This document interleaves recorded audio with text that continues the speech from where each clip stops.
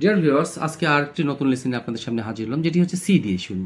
আর এই সি দিয়ে শুরু সেহেতু আমি প্রথমেই আপনাদের অর্থগুলো জানিয়ে দেওয়ার চেষ্টা করছি। সি সামবডি অফ, কাউকে বিদায় জানানো, কোনো একটা ব্যক্তির নাম হবে এখানে বা তার অবজেক্ট হবে। সি সামবডি অফ হচ্ছে কাউকে ধাওয়া দিয়ে কোনো স্থান ত্যাগ করতে বাধ্য করা। সি সামবডি প্লাস ভার্বের সাথে আইনজি যোগ অর্থ হচ্ছে কাউ বা অথবা সি সামবডি ভার্ব ওয়ান, যে দুটো স্ট্রাকচার। একটা হচ্ছে সি সামবডি ভার্বের সাথে আইনযোগ, একটা হচ্ছে সি সামবডি ভার্বের সাথে ভার্ব ওয়ান। সামবডি পর ভার্ব ওয়ান, অর্থাৎ হচ্ছে কাউকে কোনো কিছু করতে দেখা। একটা হচ্ছে সিটু হচ্ছে মনোযোগ দেওয়া। তো এখন এই শব্দগুলো ব্যবহার করে আমরা দেখে নিই তো কী কী অর্থ হতে পারে। প্রথমটা আমরা দেখি বিদায় জানানো। আমি তাকে বিদায় জানানোর জন্য বিমানবন্দরে যাব।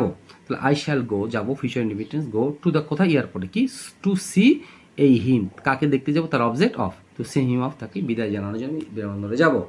তো এখন পরেরটাতে আসি আমরা, সি সামবডি অফ, কাউকে ধাওয়া দিয়ে কোনো স্থান ত্যাগ করতে বাধ্য করা।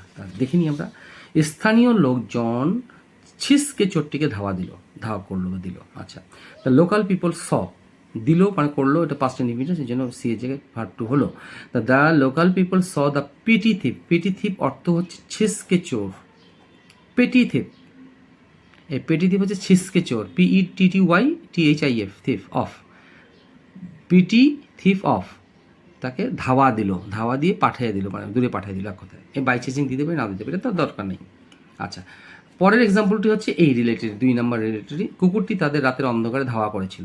The dog saw, past tense কিন্তু ভার্ব টু হলো।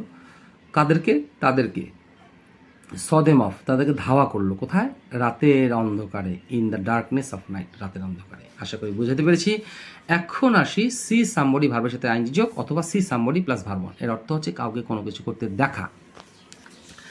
আমরা তাকে পুকুরে সাঁতার কাটতে দেখলাম, এলাম, পাস্ট ইনডিফিনিট। তাহলে আমি এখানে দেখানোর চেষ্টা করছি ভার্ব টু।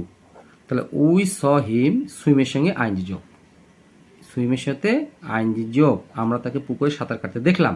আবার এটাকে বলা হয় বেয়ার ইনফিনিটিভ, এটার ব্যবহার হচ্ছে বেয়ার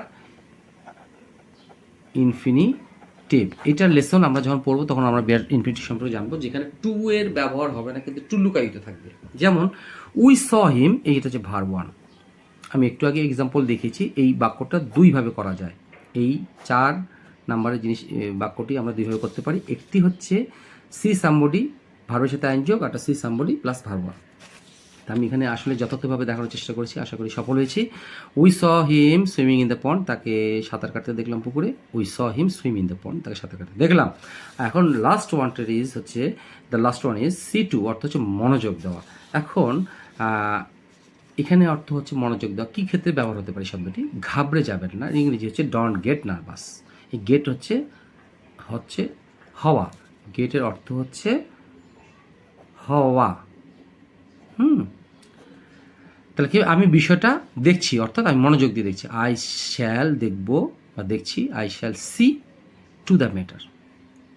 আমি এই বিষয়ের পর কোনো ভার বসবে না, বিষয়টি দেখছি, আমি বিষয়টা দেখছি কী করা যায়। তো আশা করি আপনাদের লেসনটি ভালো লেগে থাকবে। ভালো লেগে থাকলে অবশ্যই লাইক, শেয়ার, কমেন্টস করবেন এবং এই সমস্ত শব্দ ব্যবহার করে আপনারা আরও সুন্দর সুন্দর বাক্য রচনা করতে পারবেন। সেই প্রত্যাশায় আসসালামু আলাইকুম।